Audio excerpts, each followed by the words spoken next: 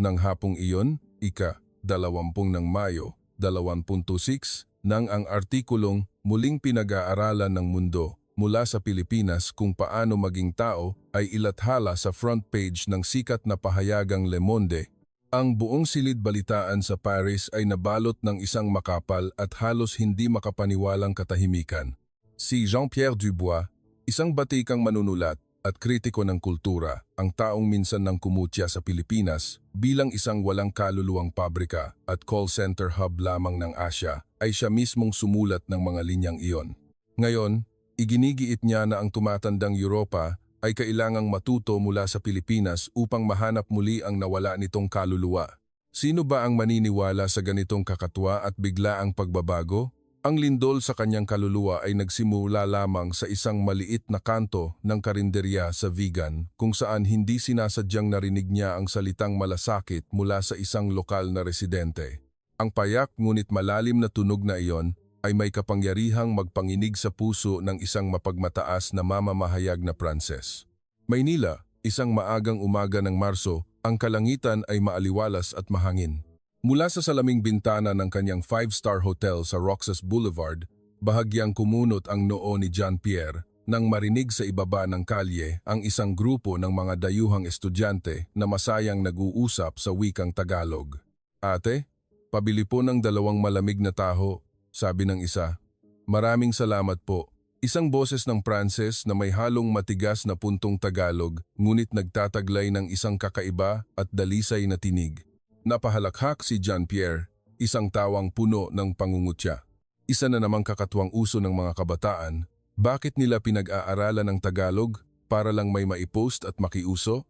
Sa kanyang isipan, ang Pilipinas ay isang hamak na pangalan lamang sa pandaigdigang mapa ng ekonomiya, isang bansang masigla ngunit hindi kailanman nagtaglay ng anumang malalim na espiritual na pang-akit. Sa loob ng 30 taon ng kanyang pagiging manunulat, palagi niyang pinaniniwalaan na ang soft power ay eksklusibong karapatan lamang ng mga makapangyarihang bansa sa kanluran ng marilag na kulturang Pranses. Ngunit heto siya, ipinadala ng kanyang sariling pahayagan sa Pilipinas upang dumalo sa isang komperensya na may temang pagpapagaling ng lipunang post-industrial kung saan 12-dosenang iskolar mula sa buong mundo ang nagtipon upang makinig at talakayin ang kulturang Pilipino at ang positibong enerhiya nito. Ang sumalubong sa kanya sa Ninoy Aquino International Airport ay si Mayumi, isang batang babaeng mamamahayag. Mayroon siyang maamong mukha at ngiting kasing hinahon ng simoy ng hangin sa Manila Bay. Ang kanyang Ingles ay may puntong Maynila, malambot ngunit malinaw ang bawat pantig. Maligayang pagdating po sa Pilipinas, ang lupain ng kapanatagan, Ginoong Dubois. Tumango lamang si Jean-Pierre bilang formalidad. Hindi siya pumunta rito upang maghanap ng kapanatagan, kundi upang mangalap ng datos. Gusto niyang patunayan na ang lambing at kahinahunan na iyon ay hindi kailanman mapapalitan ang lohikal na pag-iisip at praktikal na kahusayan ng kanluran. Ngunit hindi niya inaasahan, sa loob lamang ng ilang maikling araw, ang tila walang bigat ng ngiti ng maliit na mamamahayag na ito ang tutunaw sa buong pader ng pagmamataas na itinayo niya sa buong buhay niya. Nang hapong iyon, biglang bumuhos ang isang malakas na ulan sa Maynila. Ang sasakyan ni Mayumi ay maingat na sumiksik sa makikipot na kalye ng Intramuros. Ang busina ng mga jeepney ay humalo sa mataginting na sigaw ng mga naglalalakong magsasampagwita at magtataho. Nakaupo si Jean-Pierre sa likod, nagmamadaling binuksan ang kanyang kuwaderno at mabilis na nagsulat. Magulong lungsod, napakaraming sasakyan, ngunit may isang bagay na napakalambot sa galaw nila. Mabilis niyang binura ang huling pangungusap. Hindi niya gustong aminin na lumalambot ang kanyang puso dahil lamang sa isang kakaibang ulan. Habang papunta sa International Cultural Center kung saan gaganapin ang kumperensya, pabirong sinabi ni Mayumi, "Alam niyo po ba, kaming mga Pilipino ay may kasabihan, dahan, pero sigurado. Marahil ito rin ang aming paraan upang pagalingin ang aming mga sarili pagkatapos ng napakaraming bagyo at sigwa ng kasaysayan." Tumawa ng malakas si Jean-Pierre. Hija sa Pransiya, ang sinumang mabagal ay napag-iiwanan at natatanggal sa trabaho. Alam mo ba yon? Ang mundong ito ay hindi pinapatakbo ng emosyon. Napanatili ni Mayumi ang kanyang tinig na kasinggaan ng hangin. Marahil iyan po ang dahilan kung bakit napapagod na ang mundo, Ginoo. Ang pangungusap na iyon ay nagpatigil sa kanya ng ilang sandali. Ngunit pagkaraan ng ilang segundo, tinaas niya muli ang kanyang ulo at sa malamig na tinig ay sinabi, "Nandito ako upang unawain kung ano talaga ang kulturang Pilipino, ngunit kung ito ay binubuo lamang ng ilang malalabong pilosopiya, nangangamba akong mahihirapan itong kumbinsihin ng sinuman." Ngumiti si Mayumi, isang ngiting may malalim na kahulugan. Kung gayon, hayaan niyo pong ang Pilipinas mismo ang sumagot sa inyo. Hindi sa pamamagitan ng mga salita, kundi sa pamamagitan ng mga taong makikilala ninyo. Kinabukasan sa komperensya, ang buong bulwagan ay puno ng magkahalong wikang Pranses, Ingles at Tagalog. Ang Pilipinong tagapagsalita, si Professor De La Cruz, ay mabagal na nagpapaliwanag. Ang ekonomiya ay maaaring umunlad sa tulong ng mga makina, ngunit ang puso ng tao ay maaari lamang lumago kapag marunong tayong makinig sa isa't isa. Nakaupo si Jean-Pierre sa pinakaharap na hanay, bahagyang ngumisi. Nagsulat siya sa kanyang kuwaderno, isang mabulaklak na pahayag ngunit kulang sa datos, hindi masusukat ng GDP. Nang magsimula ang bahagi ng talakayan, tumayo siya, puno ng pagtuligsa ang tinig. Kung ang kulturang Pilipino ay talagang may kapangyarihan gaya ng inyong inilahad, bigyan ninyo ako ng mga konkretong numero. Ilang pandaigdigang korporasyon na ba ang humalaw ng modelo mula sa Pilipinas? Ilang mga taga-kanluran ang nagsasalita ng Tagalog? Biglang natahimik ang buong bulwagan. Marahang kinuha ni Mayumi ang mikropono. Ginoong Dubois, may mga halagang hindi makikita sa isang Excel spreadsheet. Kapag nagmamano ang isang bata sa nakatatanda, kapag ang dalawang estrangherong hindi magkakilala ay inalok ang isa't isa ng mainit na kape sa gitna ng ulan, ang mga iyon ay datos din po. Hindi lang po talaga nilalagyan ng estatistika ng mga tao. Mabilis siyang sumagot ng may pangungutya. Kung hindi ito malalagyan ng estatistika, ibig sabihin, hindi ito umiiral sa larangan ng siyensya. Maraming mata sa silid ang tumingin sa kanya ng may pagkayamot, ngunit si Mayumi ay ngumiti lamang at hindi na nagsalita. Sa kabilang banda, sa kailaliman ng puso ni Jean-Pierre, isang kakaibang pakiramdam ang umusbong, isang pakiramdam na pinaghalong inis at kuryosidad. Pagkatapos ng kumperensya, isinama siya ni Mayumi sa paglalakad sa paligid ng Rizal Park. Sa ilalim ng malalaking puno ng akasya, ilang matatandang lalaki ang seryosong naglalaro ng chess at sungka. Ang mga bata ay masayang nagtatakbuhan, habang isang batang mag-asawa ang nakasandal sa isa't isa habang nagbabasa ng libro. Isang napakasimpleng tanawin, ngunit may taglay itong kakaibang kaayusan at kapayapaan. "Nakikita niyo po ba?" sabi ni Mayumi, nakatingin pa rin sa malawak na damuhan. "Kaming mga Pilipino ay hindi nagmamay-ari ng maraming bagay, ngunit malapit kami sa isa't isa, hindi dahil natatakot kaming mag-isa, kundi dahil naniniwala kami na ang pagiging magkasama ang pinakanatural at pinakamahalagang bagay. Sa lahat ito ang aming tinatawag na kapwa." Hindi sumagot si Jean-Pierre. Sa kanyang isipan, biglang pumasok ang larawan ng subway sa Paris, kung saan libu-libong tao ang nagsisiksikan ngunit walang sinuman ang nangangahas na tumitig sa mata ng iba. Marahil, bigla niyang nasabi, "Mabagal kayong mamuhay dahil wala pa kayong pressure sa pag-unlad tulad namin." Bahagyang tumawa si Mayumi. "O marahil, dahil pinili naming hindi magpaalipin sa pressure na iyon upang kontrolin ang aming buhay." Ang sagot na iyon ay nagpalito sa kanya. Pag-angat niya ng tingin, nakita niya ang asul at maaliwalas na kalangitan ng Maynila. Tila sa gitna ng mapayapang tanawing ito, ang lahat ng kanyang matalim na lohika, ang lahat ng kanyang matitibay na argumento ay unti-unting natutunaw. Ngunit hindi pa rin niya ito gustong aminin. Sa kanyang tala-arawan ng gabing iyon, isinulat pa rin niya, "Mabait ang mga Pilipino, ngunit marahil dahil hindi pa sila sapat na mayaman para maging makasarili." Hindi niya alam na ang tuyot na pangungusap na iyon ang magiging unang binhi para sa isang dakilang pagbabago.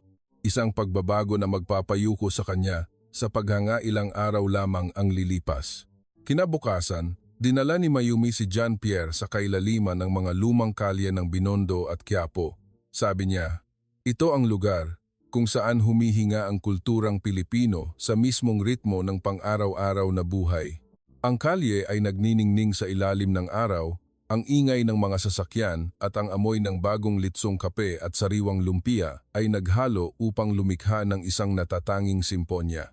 Huminto ang mga turista sa harap ng maliliit at magagandang tindahan. Bawat tindahan ay may maliit na pisara na may nakasulat gamit ang tisa. Salamat po sa pagbisita. Sumulyap si Jean-Pierre at mabilis na nagsulat sa kwaderno. Luma ang estilo, walang profesionalismo. Ang pasasalamat na isinulat kamay ay mukhang napag-iwanan ng panahon. Ang may-ari ng tindahan, isang ginang, ay inalok siya ng isang basong mainit na salabat. Ngumisi siya. Sa Pransya, hindi kailangang alukin ng tsaa ang mga customer. Ang kailangan lang nila ay mabilis at perpektong serbisyo. Ngumiti lamang ang ginang, ang kanyang boses ay kasing gaan ng ulap. Kaming mga Pilipino ay iba ang pananaw, Ginoo. Kapag masyadong mabilis, hindi nakakahabol ang damdamin. Napatahimik si Jean-Pierre ng ilang segundo at muling nagsulat. Mabagal na nakagawian, emosyonal. Nang hapong iyon, bumisita sila sa isang maliit na paggawaan ng kahoy sa gilid ng matandang pader ng Intramuros.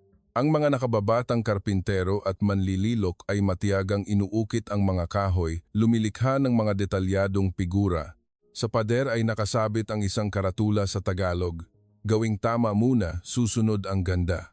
Naglakad-lakad si Jean-Pierre, pinagmasdan ang bawat produkto at saka nagtanong sa tinig na kalahating mausisa, kalahating nangungutya.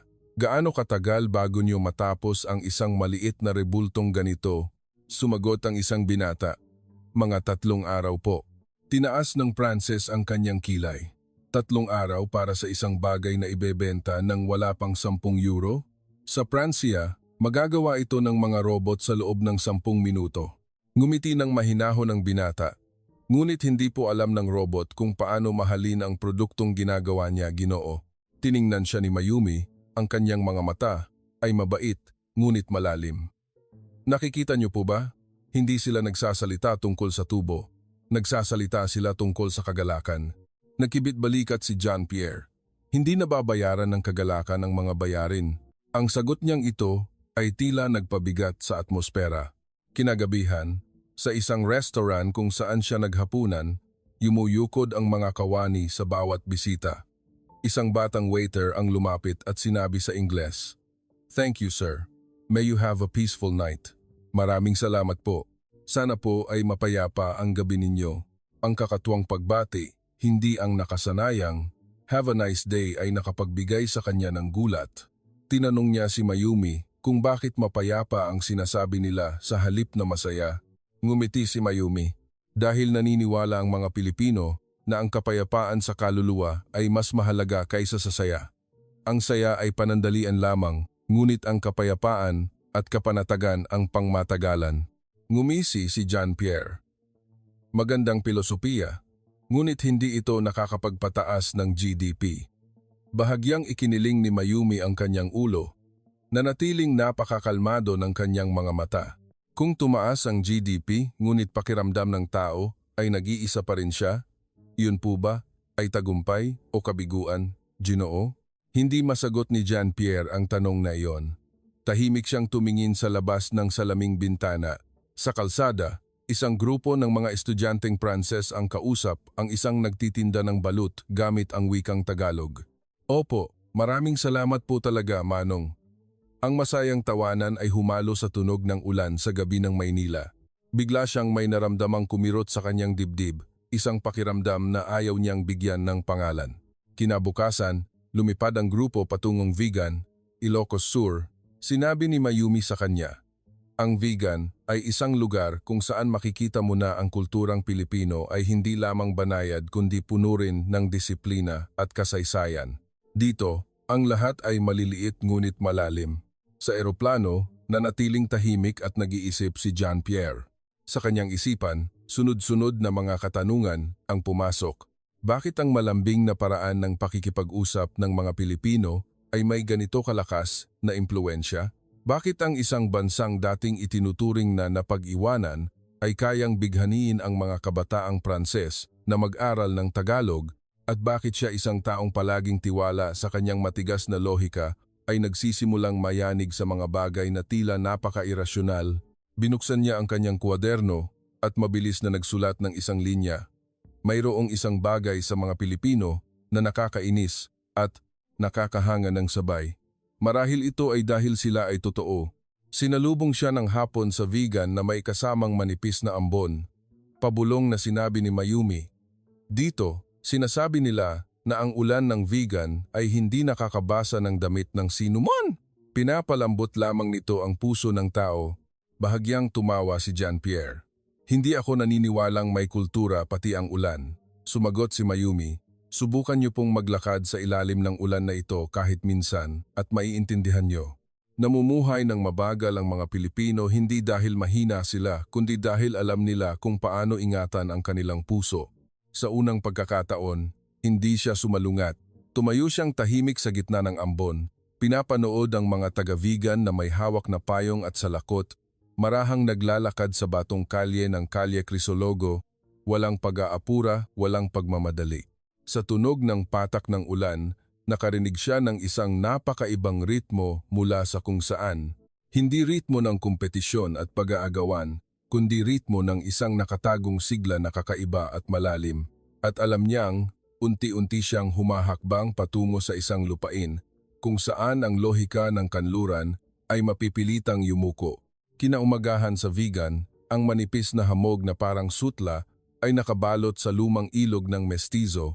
Ang kapaligiran ay napakatahimik kaya naririnig ni Jean-Pierre ang mahinang pag-ihip ng hangin sa mga puno ng bougainvillea sa harap ng hotel. Nagmungkahi si Mayumi. "Bago tayo pumunta sa kumperensya ngayong hapon, nais ko kayong dalahin sa isang napaka-espesyal na lugar."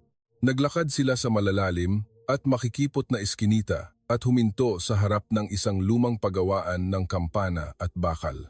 Ang bubong ay nababalutan na ng lumot.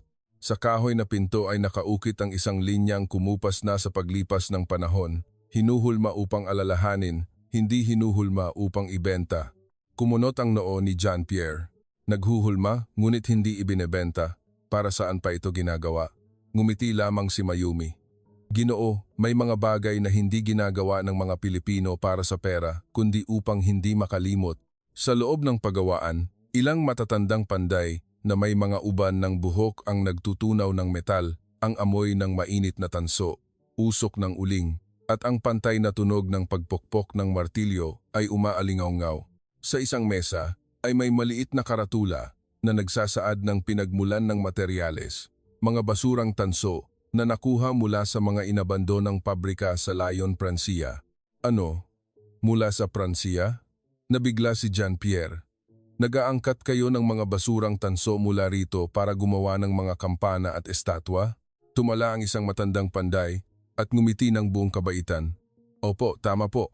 Naniniwala kaming mga Pilipino na ang anumang bagay na minsan nang nagkaroon ng kaluluwa ay nananatiling may halaga. Luma man ang tanso, pagdaan sa mga kamay na ito, magkakaroon ito ng bagong hininga."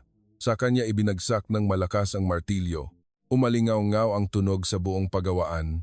"Tinatawag po namin itong muling pagbuhay ng alaala, Ginoo."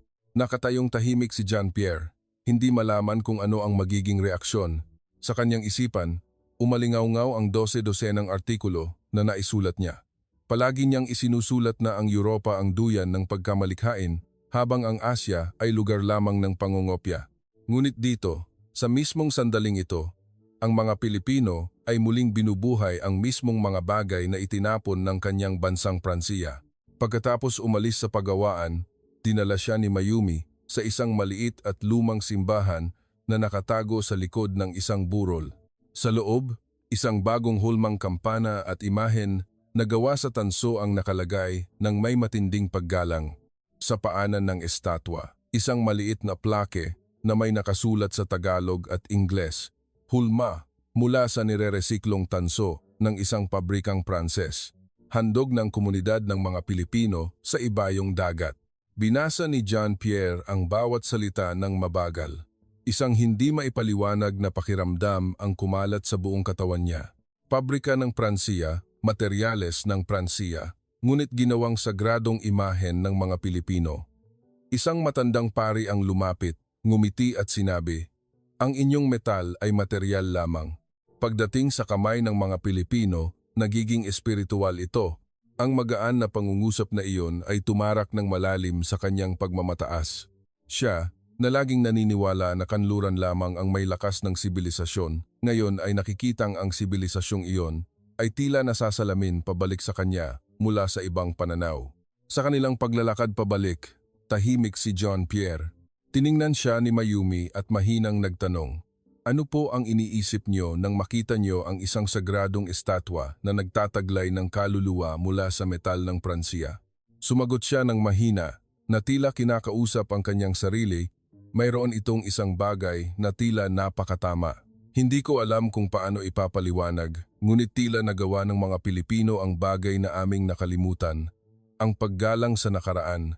Ngumiti ng bahagya si Mayumi, "Marahil ito ay dahil napakarami na ring nawala sa mga Pilipino, kaya lubos naming pinahahalagahan ang lahat ng natitira." Ang mga salitang iyon ay parang mahinang katok sa pintuan ng puso niya na matagal nang nakasara. Biglang naalaala ni John Pierre ang kanyang kabataan nang dumaan ang Pransiya sa krisis sa ekonomiya. Maraming pabrika sa Lyon ang giniba, kasama na ang paggawaan kung saan nagtrabaho ang kanyang ama. Nandoon siya nang makita ang mga bulldozer na dinudurog ang mga makikinang na piraso ng tanso. Sinabi lamang ng kanyang ama, "Anak, tayong mga Pranses ay malalakas, ngunit kung minsan tayo ay masyadong malakas at nakakalimutan natin na may mga bagay na dapat panatilihin at hindi palitan." Nakinalimutan niya ang pangungusap na iyon sa loob ng 30 taon. Hanggang sa araw na ito, sa gitna ng lungsod ng Vigan, bigla itong umalingaw-ngaw ng napakalinaw na parang kahapon lamang sinabi. Nang hapong iyon, huminto sila ni Mayumi sa isang maliit na cafe sa tabi ng ilog. Ang may-ari ng cafe, na kaedad lang ni Mayumi, ay nagsalita ng mahina at malambing, "Magandang hapon po, Ginoo. Nawai magkaroon kayo ng isang mapayapang araw." Sumagot si Jean Pierre sa Ingles, ngunit narinig niya itong dumagdag sa Tagalog, "Ang kapanatagan ay sapat na. Ang kaligayahan ay isang pabuya na lamang." Napabuntong hininga siya at bahagyang napatawa. "Ang lahat ba ng mga Pilipino ay nagsasalitang parang pilosopo?" Sumagot si Mayumi, "Hindi po. Nakasanayan lang po talaga naming magsalita mula sa aming puso." Ang pangungusap na iyon ay nagpagaan ng husto sa kanyang pakiramdam. Sumandal siya sa kanyang upuan, pinagmasdan ang pagkinang ng ilog ng mestizo sa ilalim ng papalubog na araw. Naramdaman niyang bumabagal ang kanyang pag-iisip at sa kauna-unahang pagkakataon, wala na siyang kagustuhang magsulat ng notes, mag-analisa o maghanap ng anumang datos. Nang gabing iyon, sa loob ng silid ng kanyang hotel, binuksan ni John Pierre ang kanyang laptop upang magsulat sana ng maikling ulat pabalik sa Pransiya. Ngunit nang itipan niya ang unang linya, ang kultura ng Pilipinas ay nananatiling nakabatay sa pangungopya at pagiging masyadong emosyonal. Bigla siyang huminto. Sa kanyang harapan ay ang litratong kinuhanan niya kaninang umaga. Ang kumikinang natansong estatwa sa ilalim ng liwanag ng kandila. Binura niya ang linyang kakatype lamang at mabagal na isinulat muli, "Hindi nangongopya ang mga Pilipino. Sila ay nagbibigay ng bagong buhay." Sumandal siya sa silya, nakatingin sa labas ng bintana. Ang gabi sa Vigan ay mapayapa. Naririnig lamang ang mahinang ambon sa mga lumot na bubong. Sa kanyang puso, may isang bagay na gumuho kasinggaan ng abo, ngunit sapat ang lakas upang baguhin ang buong direksyon ng hangin sa kanyang buhay. Kinabukasan, ang Vigan ay nananatiling tahimik na parang hininga. Kumatok si Mayumi sa pinto ni John Pierre at inanyayahan siyang bisitahin ang isang maliit na universidad malapit sa sentro kung saan may isang espesyal na klase ng wikang Tagalog para sa mga internasyonal na estudyante. Balak sana ni John Pierre na tumanggi, ngunit napabali siya sa sinserong mga mata ng dalaga kaya siya'y tumango. "Gusto kong makita kung ano ang hitsura nitong tinatawag mong soft power." Simpleng silid-aralan, dilaw ang pintura, luma ang mga kahoy na upuan at mesa, na may isang ceiling fan na mabagal na umiikot. Ngunit ang nakapigil sa kanyang paghakbang ay ang tunog sa loob. Isang grupo ng mga estudyante na may iba't ibang kulay ng balat puti, itim, kayumanggi ay sabay-sabay na nagbabasa, "Magandang umaga po, salamat po, teacher." May punto pa rin, ngunit malinaw at dalisay. Ang guro ay isang napakabatang Pilipina na marahang nagtuturo ng tamang bigkas. Sa tuwing may estudyanteng nakakabigkas ng tama, binibigyan niya ito ng napakatamis ng ngiti. Pabulong na sinabi ni Mayumi, sila ay mga estudyante mula sa Pransiya, Hapon, Amerika. Nag-aaral sila ng Tagalog hindi para sa grado, kundi dahil nakakaramdam sila ng kapanatagan sa kanilang puso tuwing sinasalita nila ang wikang ito. Tumingin-tingin si Jean-Pierre sa paligid at napadpad ang kanyang paningin sa isang binatang may kulay gintong buhok na nakaupo sa sulok ng klase. Tumayo ang binata at nagpakilala sa Tagalog na may kaunting pag-aalinlangan. Ako po si Lucas, taga-Pransiya po ako. Nag-aaral po ako ng Tagalog dahil kapag nagsasalita ako ng Tagalog, hindi ko na po nararamdamang nag-iisa ako. Mainit na nagtawanan ang buong klase. Nagpatuloy siya na may buong katapatan sa tinig. Sa Pransiya, marami akong sinasabi pero parang walang talagang nakikinig. Dito, mas kaunti ang sinasabi ko pero lahat ay pinapakinggan ako. Ang mga salitang iyon ay parang patalim na tumagos sa puso ni Jean-Pierre. Naalala niya ang kanyang sariling pagkabata sa Paris, kung saan palaging abala ang kanyang mga magulang, ang mga nagmamadaling hapunan, at ang ingay ng TV na laging lumulunod sa boses ng tao. Naisip niya noon na ang paglaki ay nangangahulugang hindi mo na kailangan ang sinuman na makinig sa iyo. Kailangan mo lang sumigaw ng mas malakas. Ngunit ngayon, sa gitna ng maliit na silid-aralan sa Vigan, nakita niya ng napakalinaw na ang kapangyarihan ay wala sa lakas ng boses, kundi sa pagiging handang makinig. Lumingon siya kay Mayumi, pagod ang tinig. Yung estudyanteng yon, naramdaman ba talaga niya iyon? Mahinang sumagot si Mayumi, Ginoo, sa Pilipinas, ang mga tao ay hindi lang nakikinig gamit ang tainga, kundi pati na rin sa pamamagitan ng kanilang puso. Nang tanghaling iyon, bumisita silang dalawa sa cafe ni Jose, isang lugar na tinatawag na buhay na may malasakit. Sa loob, maayos ang pagkakasalin ng lahat at sa bawat mesa ay may nakapatong na isinulat kamay na card. Salamat po sa pagdating. Nawa ay gumaan ang inyong araw. Si Jose, ang may-ari na nasa edad 30, ay sumasalubong sa mga bisita gamit ang kanyang tapat na ngiti. Nagtanong si Jean-Pierre, sinulat mo ba ang mga ito para sa advertising? Umiling si Jose. Hindi po, Ginoo. Sinusulat ko ito dahil gusto kong maramdaman ng aking mga customer na pinapahalagahan sila. Dati po akong nagtrabaho sa Hapon, kung saan ang mga tao ay yumuyuko upang magbatian. Ngunit minsan, pakiramdam ko ito ay isa lamang formalidad. Bumalik ako sa Pilipinas dahil dito, yumuyuko ang mga tao ng may dalisay at tunay na katapatan. Lumingalinga si Jean-Pierre. Ang sikat ng araw ay tumagos mula sa bintana at tumama sa isang linya na nakasulat sa pader. Mabuhay ng may malasakit, panatilihin ang disiplina. Nagtanong siya. Sa tingin mo ba ay nakakatulong sa ekonomiya ang malasakit at kabutihan? Ngumiti si Jose. Ang malasakit ay nagpapatibay sa tiwala ng tao sa isa't isa. Kapag may tiwala, automatikong tataas ang pagiging produktibo. Dito, walang takot na sinusubaybayan dahil lahat ay may pagpapahalaga sa sarili. Napalunok si Jean-Pierre. Bigla niyang naalala ang kanyang talumpati 10 taon na ang nakararaan sa Brussels kung saan sinabi niyang kailangan ng mundo ng mas kaunting emosyon at mas maraming sistema. Ngayon, siya mismo ay nakaupo sa isang maliit na cafe sa Pilipinas, nakikinig sa isang kabataan na nagsasabi ng kabaligtaran at nakikita niyang ito ay tumpak na tumpak. Paglabas niya ng cafe, hindi sinasadyang nakita niya ang estudyanteng si Lucas nagtuturo sa 2 batang taga-Vigan na kumanta ng sikat na folk song, Bahay Kubo. Hindi pa perpekto ang kanyang bigkas, ngunit ang kanyang mga mata ay nagniningning at inosente. Isang matandang babaeng naglalako sa kalsada ang tumigil, inilagay ang kamay sa balikat ni Lucas at sinabi, "Ang galing mo, iho. Napakainit ng boses mo." Tumawa si Lucas. "Salamat po, Lola. Marami pa po akong dapat matutunan." Tumango ang matanda at ngumiti. Ayos lang iyan. Ang magsalita ng galing sa puso ay sapat na. Nakatayong nanonood si Jean-Pierre. Unti-unting nagtubig ang kanyang mga mata. Isang matandang tindera sa kalye, isang estudyanteng Pranses, isang maliit na lungsod. Paanong nakalikha ito ng isang eksena na yumanig sa kaibuturan ng puso ng isang taong nakasaksi na sa daan-daang talumpati at libu-libong internasyonal na kumperensya. Kinagabihan sa hotel, nakatanggap siya ng email mula sa tanggapan sa Paris. Jean-Pierre, kailangan namin ang iyong pagsusuri sa wave ng pag-aaral ng Tagalog sa Pransiya. Isa ba lamang itong panandaliang uso? Binuksan niya ang kanyang laptop, ipinatong ang kanyang mga kamay sa keyboard. Ngunit sa halip na mag-type ng mga numero at datos, binuksan niya ang isang photo file, ang litratong kinuha niya kina Lucas at sa mga batang tumatawa. Pagkaraan ng ilang segundong katahimikan, siya ay nag-type, hindi ito isang uso. Ito ang senyales na ang mundo ay hinahanap muli ang kanyang nawalang puso.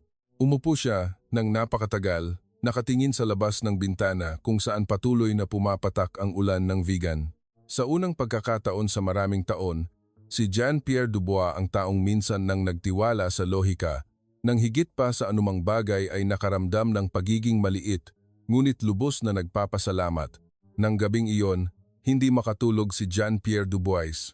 Ang pagpatak ng ulan ng vegan sa bubong, ang amoy ng basang lupa, at ang halimuyak ng insenso na nagmumula sa isang malapit na simbahan ay nagdala ng kakaibang pamilyar na pakiramdam sa kanya.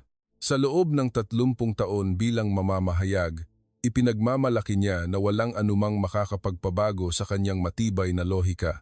Ngunit ngayon, pagkaraan ng ilang araw lamang sa Pilipinas, ang pinakasimpleng mga bagay ay nakaantig sa kanya na parang isang musmos na bata. Naalala niya ang mga binitawan niyang salita kay Mayumi, malamig, mayabang, at walang patumangga.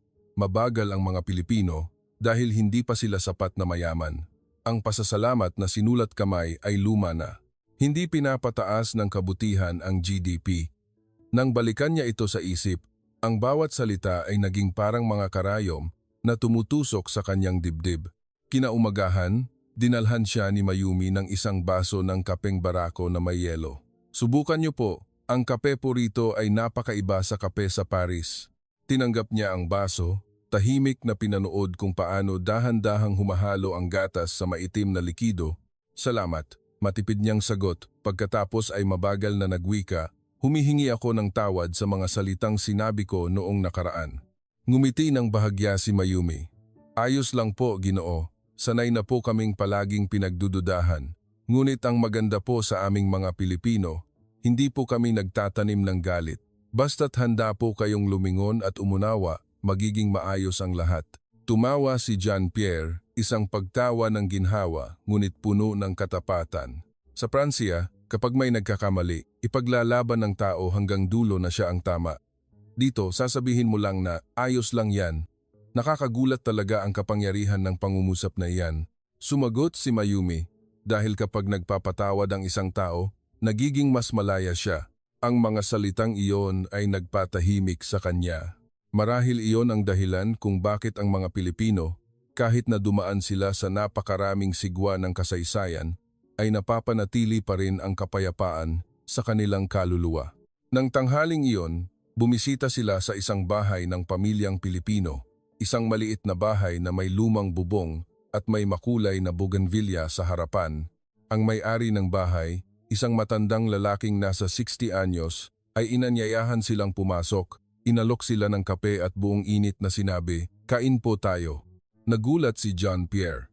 Sa Pransiya, walang sinumang nagsasabi ng kain tayo o inaanyayahang sumabay kumain ang isang estrangherong bisita. Ngunit dito, ang imbitasyon ay tila naglalaman ng matinding sinseridad at bayanihan. Tumingin siya sa paligid at nakita ang lahat na nakapaligid sa isang simpleng mesa. Isang mangkok ng mainit na sinigang na baboy, prito at pinatuyong isda, at isang platito ng toyo na may sili at kalamansi.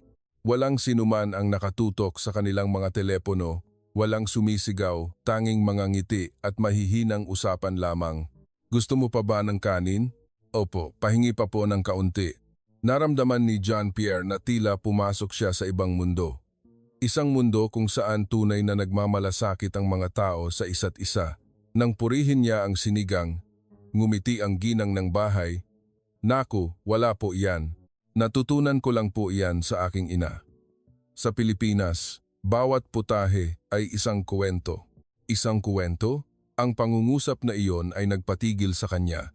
Sa Pransiya, nakapunta na siya sa pinakamagarang mga restaurant, ngunit ang pagkain doon ay isang produkto lamang. Dito, kahit na ang simpleng sinigang ay nagtataglay ng kaluluwa ng alaala. Sa kanilang paglalakad pabalik, mahinang sinabi ni Jean-Pierre, "Hija, parang kayong mga Pilipino ay hindi lamang nabubuhay, kundi palaging umaalala." Tumango si Mayumi. "Opo, Ginoo. Inaalala namin ang aming mga ninuno, inaalala namin ang mga nawala dahil kapag marunong umalala ang isang tao, alam niya kung sino siya." Natahimik si Jean-Pierre. Sa kanyang kalooban, isang malaking alon ng umusbong, pinaghalong hiya at pasasalamat. Naramdaman niyang ang bansang ito na dati niyang minamaliit ay siya palang nagtuturo sa kanya kung paano magpakatao. Nang gabing iyon, pinanood muli ni Jean-Pierre ang video documentary na kinunan ni Mayumi. Ang eksena ng mga batang Pilipino sa kabundukan na nagkahawak kamay at sabay-sabay na kumakanta ng isang masayang katutubong awitin. Ang dalisay na boses nila ay umaalingaw-ngaw sa gitna ng nagyayelong gubat. Bigla niyang naalala ang kanyang ama, ang matandang manggagawa na nagturo sa kanya ng pinakasimpleng aral. "Anak, maging mapagpasalamat ka kung may nag-aalok pa sa iyo ng pagkain." Siya ay umiyak. Sa kauna-unahang pagkakataon sa loob ng maraming dekada, pumatak ang kanyang mga luha para sa isang bagay na hindi kailanman masusukat ng datos o lohika. Kinabukasan, humingi ng pahintulot si Jean-Pierre na manatili pa ng 2 araw sa bansa para tapusin ang kanyang artikulo. Ngunit sa totoo lang, gusto niyang manatili upang mas maramdaman pa ang paligid. Naglakad siya sa palengke ng vegan, nakikita ang masisiglang mukha ng mga nagtitinda at naririnig ang matatamis na alok. "Bili na po kayo, kahit mura lang, para masaya." Ang mga salitang ito ay napakasimple, hindi commercial, ngunit nagpapainit ng kanyang puso. Naisip niya, nagbebenta ang mga Pilipino gamit ang ngiti, hindi sa pamamagitan ng mga trick sa marketing. Marahil ay dahil naiintindihan nila na ang kaligayahan ay hindi nagmumula sa pagbebenta ng produkto, kundi sa pagbibigay ng kaunting kagalakan. Nang hapong iyon, dinala siya ni Mayumi pabalik sa paliparan. Bago sila maghiwalay, nagtanong ang dalaga, "Ginoong Dubois, sinabi niyo noon na ang Pilipinas ay walang soft power. Ganito pa rin ba ang iniisip niyo ngayon?" Tumingin siya sa malayo at mahinang sumagot, "Hindi. Wala kayong soft power. Ang mayroon kayo ay ang kapangyarihan ng puso ng tao." Ngumiti si Mayumi at marahang yumuko upang magpaalam. At siya, ang taong minsan, nang naniwala na ang Pransiya ang sentro ng sibilisasyon ng sangkatauhan, ay nakaramdam na ang kanyang puso ay mas mainit at mas mapagkumbaba ngayon kaysa kailanman. 3 linggo matapos iwan ang Pilipinas, bumalik si Jean-Pierre Dubois sa Paris. Ang lungsod ay maingay at nababalot ng matitingkad na ilaw gaya ng dati. Ang mga tao ay nagmamadaling tumawid sa kalsada na may hawak na kape, walang nakatingin sa isa't isa. Ngunit para sa kanya, nag-iba na ang lahat. Sa kanyang maleta, hindi mararangyang souvenir ang laman, kundi isang maliit na balot ng kapeng barako at ang sulat kamay na card ni Mayumi, "Nawa igumaan ang inyong araw." Ang simpleng mensaheng ito ay palaging sumasagi sa isipan niya sa tuwing binubuksan niya ang kanyang laptop sa silid balitaan ng Le Monde. Nagtaka ang kanyang mga kasamahan nang makitang nananahimik siya sa buong meeting. Nang tanungin siya ng editor-in-chief, "Jean-Pierre, mayroon ka na bang artikulo tungkol sa Pilipinas?" Mukhang ang pagkahilig sa wikang Tagalog dito sa Pransiya ay isang kakatuwang penomenon, ngumiti lamang siya. Hindi iyon simpleng penomenon. Isa itong paalala para sa atin na ang mundo ay nag-aaral muli kung paano maging tao mula sa Pilipinas. Nagtawanan ang buong silid, akala nila siya ay nagbibiro. Ngunit nagsalita si Jean-Pierre sa isang napakaseryosong tinig. "Alam niyo ba, naniwala ako noon na ang kahusayan ang tanging batayan ng pag-unlad. Ngunit sa Pilipinas, nakita kong sinusukat nila ang tagumpay sa pamamagitan ng ngiti at pasasalamat. At ang nakakagulat doon, ang mismong bagay na iyon ang nagpapaging mas epektibo sa kanila kaysa sa atin." Nabalot ng katahimikan ng silid. Mahinang nagtanong ang editor, "Magsusulat ka ba ng isang emosyonal na artikulo?" Sumagot si Jean-Pierre, "Hindi. Magsusulat ako ng isang totoong artikulo tungkol sa mga totoong tao na nakilala ko." 3 araw ang lumipas, Ang artikulong may pamagat na muling pinag-aaralan ng mundo mula sa Pilipinas kung paano maging tao ay nalathala sa unang pahina. Sa loob lamang ng 4 na oras, binasag nito ang lahat ng tala ng mga nagbabasa online. Libu-libong komento mula sa iba't ibang dako ang bumuhos. Umiyak ako nang mabasa ko ang bahagi tungkol sa estudyanteng Pranses na nagsabing hindi siya nag-iisa kapag nagsasalita siya ng Tagalog. Ang Pilipinas ay karapat-dapat tawaging bayan ng puso. Gusto kong mag-aral ng Tagalog ngayon din.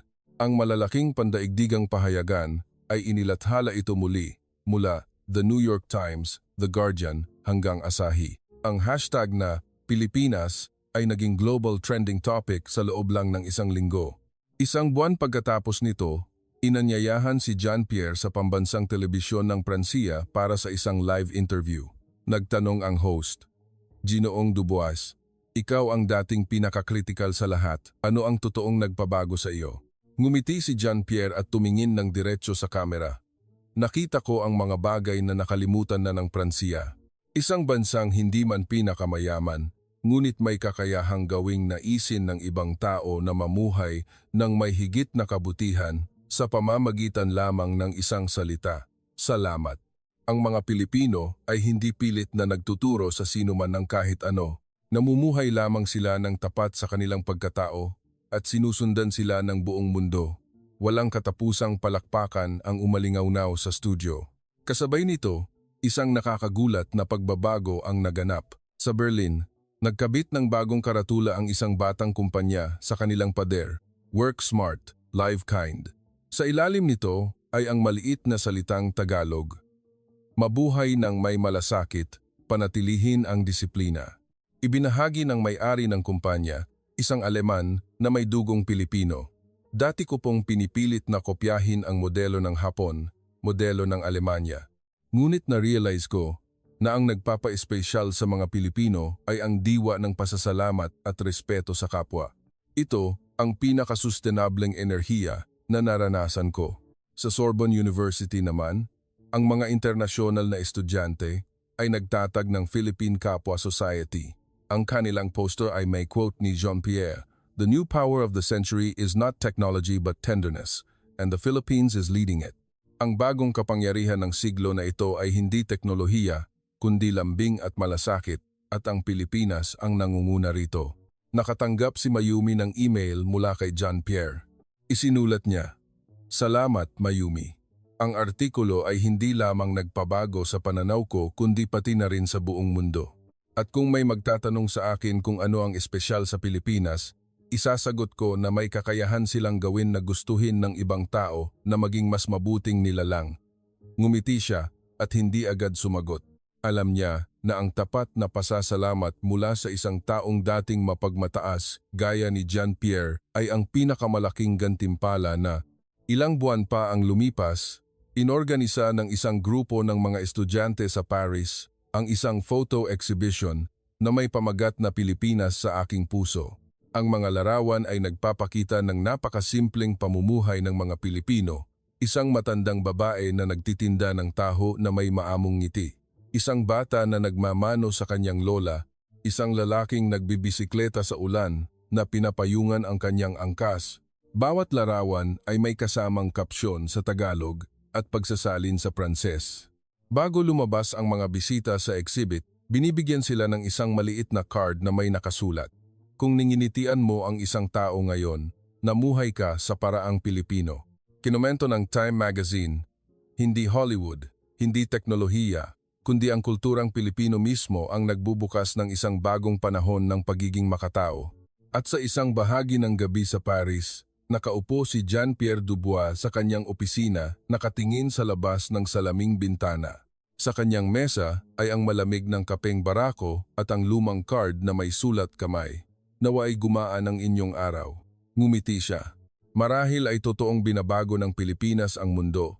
Nagsisimula mula sa isang maliit na ngiti, ngunit umaalingaw-ngaw hanggang sa mismong puso ng sangkatauhan. Isang hapon ng maagang taglamig. Ang malamig na hangin ay umiihip sa Champs-Élysées. Naglakad palabas si Jean-Pierre mula sa gusali ng Le Monde, sumabay sa dagat ng mga nagmamadaling tao. may napansin siyang isang kakatuwang bagay. Nagbabago ang mundo, ngunit hindi na sa maingay na paraan. Nakita niya ang isang grupo ng mga kabataang Pranses na nag-uusap. Sa gitna ng kanilang usapang Pranses, biglang isiningit nila ang ilang salitang Tagalog. Ang cute talaga, maraming salamat.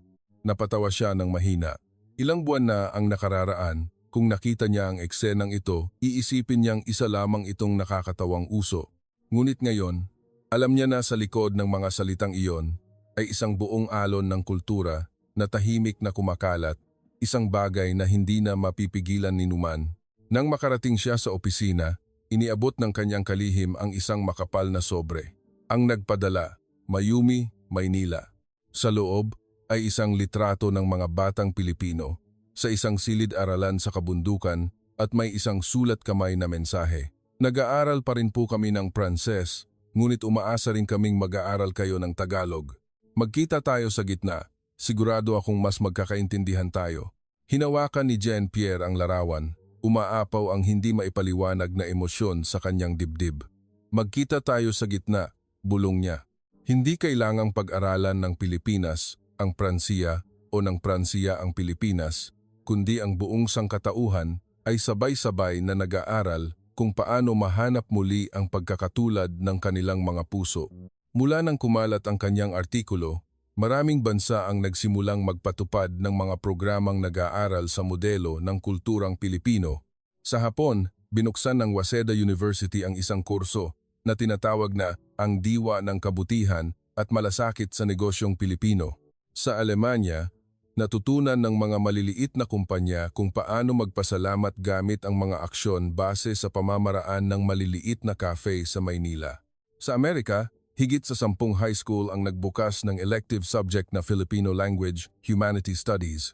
Tinawag ito ng internasyonal na media na The Third Philippine Wave. Hindi na ito pagluluwas ng mga OFW o produkto, kundi pagluluwas ng pagmamahal sa kapwa. Naanyayahan si Jean-Pierre na magsalita sa Global Forum on Human Culture sa Geneva, Switzerland. Umakyat siya sa entablado na walang dalang mga papel, walang PowerPoint. Tanging hawak lang niya ang maliit na lumang card na galing kay Mayumi. Mabagal siyang nagsalita sa isang garalgal, ngunit mainit na boses. 30 taon na akong manunulat. Sumulat na ako ng libu-libong artikulo tungkol sa kapangyarihan ng kanluran. Ngunit nang pumunta ako sa Pilipinas, doon ko lang naunawaan na ang totoong kapangyarihan ay wala sa teknolohiya, wala sa militar o sa pera. Nakasalalay ito sa kung paano tinatrato ng tao ang isa't isa ng may lambing, pagpapakumbaba at kabutihan. Tahimik na tahimik ang buong bulwagan at ikinuwento niya ang mga taong nakilala niya.